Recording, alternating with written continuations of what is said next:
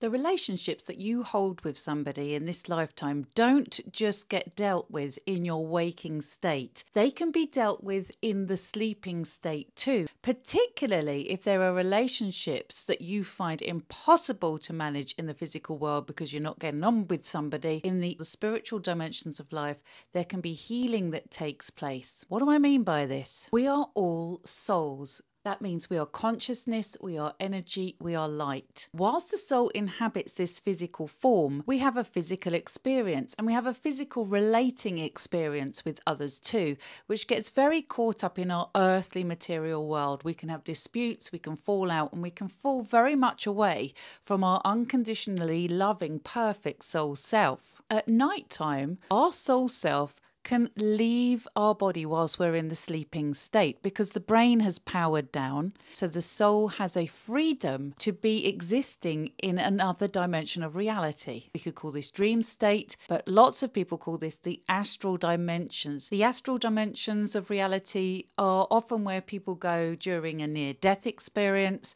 but they're also where we can travel to in our sleep, and we can meet souls that we know there, and we can commune with them in our sleep telepathically, and we can share knowledge, insight, or heal past dramas, gain greater insight from one another about where the soul's at, and basically deal with that which has been impossible to deal with in the earthly level. It can be that in your dreams, you may see somebody that you haven't seen for a long time, someone that you don't even talk to anymore. And yet in your dream, you're aware you're with each other, you are patching up old problems or sharing emotions or how you felt at the time that you couldn't express at the time. And it's giving you some element of peace. You may even visit beautiful realms, lands that you somehow remember or recognize in the astral planes.